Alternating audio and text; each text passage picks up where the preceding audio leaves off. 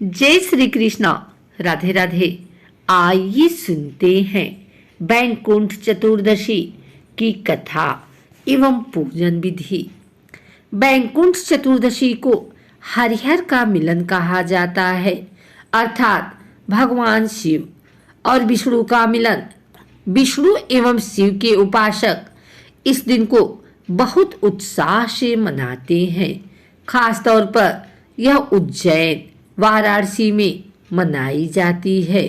इस दिन उज्जैन में भव्य आयोजन किया जाता है।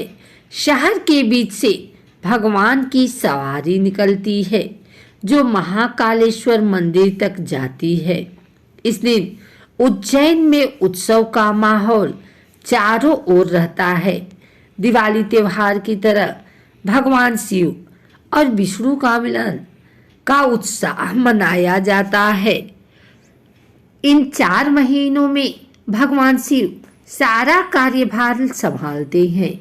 इस प्रकार जब भगवान विष्णु योग निद्रा से उठते हैं तो भगवान शिव इन्हें सारे कार्य सौंप देते हैं।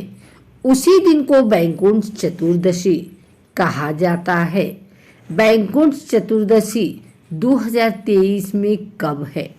चतुर्दशी तिथि की शुरुआत 25 नवंबर को 5:22 से शाम को, चतुर्दशी तिथि समाप्त 26 नवंबर को 3:53 दोपहर में।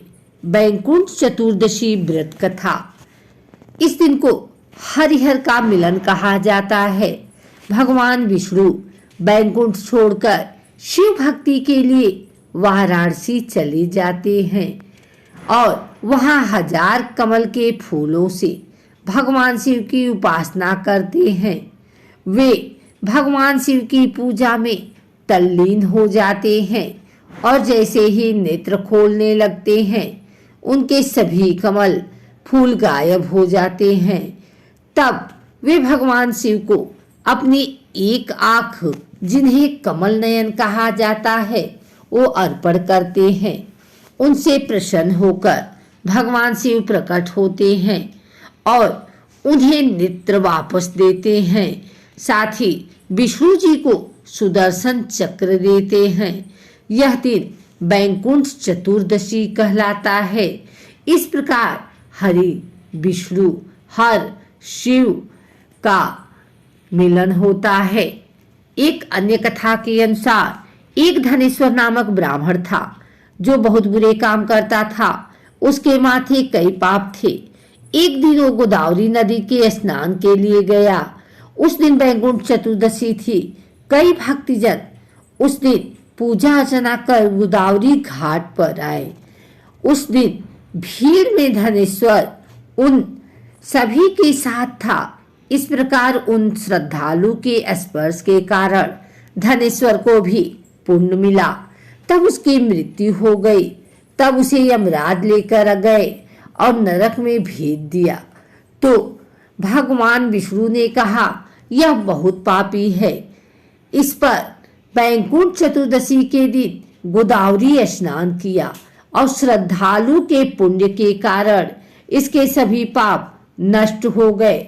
इसलिए इसे बैकुंठ धाम मिलता है। बैकुंठ चतुर्दशी कैसे मनाई जाती है? इस दिन उज्जैन में भव्य यात्रा निकाली जाती है जिसमें ढोल नगाड़े बजाए जाते हैं। लोग नाचते हुए आतिशबाजी के साथ महाकाल मंदिर जाकर बाबा के दर्शन करते हैं। इस दिन भगवान विष्णु की पूजा की जाती है।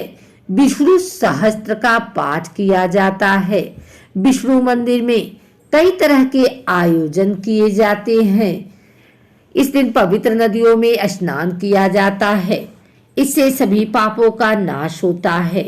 विष्णु जी योग निद्रा से जागते हैं, इसलिए उत्सव मनाया जाता है।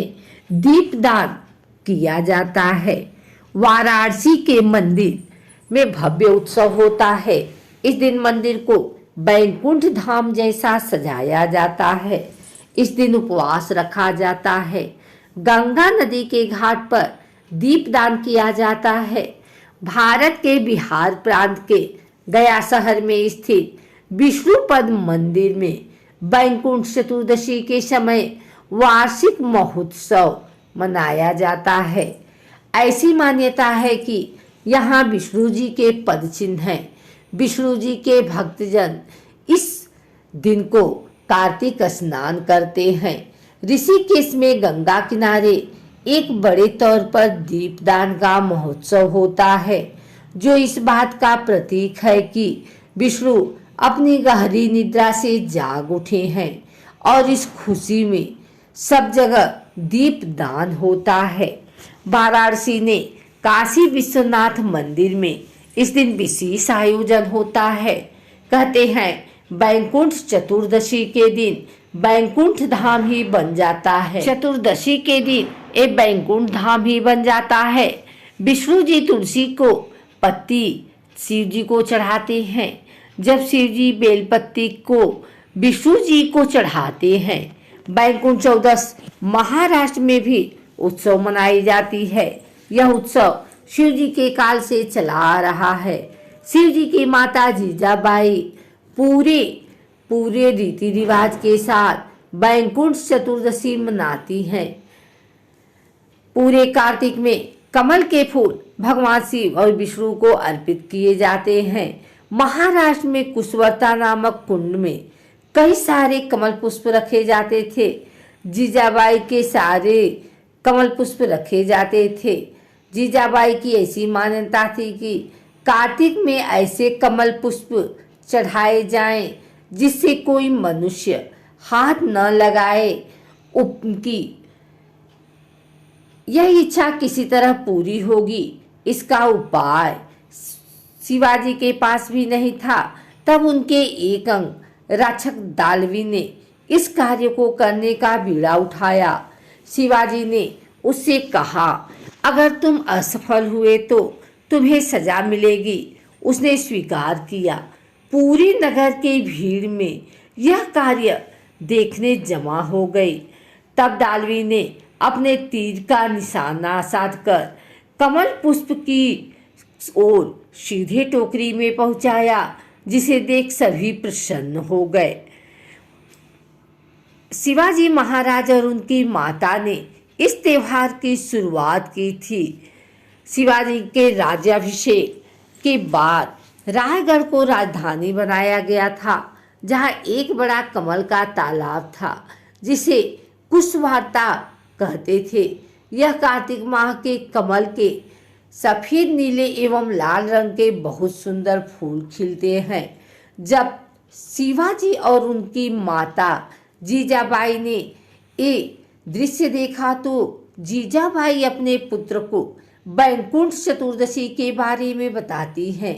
शिव जी भगवान विष्णु और शिव को याद करते हैं।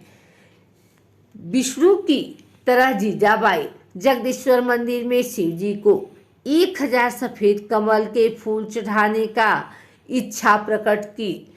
जीजाबाई ने खुद फूलों का चुनाव करने की ठानी, ताकि कोई भी मुरझाया या दासी फूल शिव जी को न चढ़ाया जाए।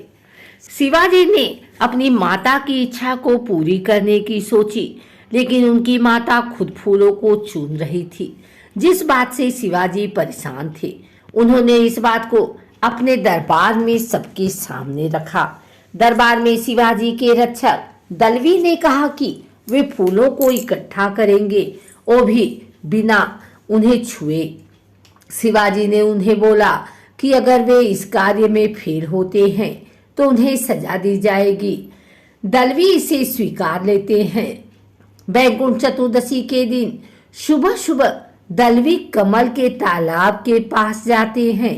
दलवी के इस कार्य को देखने के लिए आसपास के बहुत से लोग इकट्ठे होते हैं। फिर दलवी जमीन पर लेट जाते हैं और एक तीर चलाते हैं। एक तीर एक के बाद एक सभी कमल के फूलों को भेदता हुआ आगे निकल जाता है। इसके बाद दलवी नाव से तालाब में जाते हैं और प्रतिज्ञा अनुसार फूलों को बिना छुए समेट सहायता से उठाते हैं। शिवाजी और जीजाबाई दलवी के इस कार्य से बेहद प्रसन्न होते हैं और उन्हें ढेर सारे पैसे जेवर बतौर उपहार देते हैं।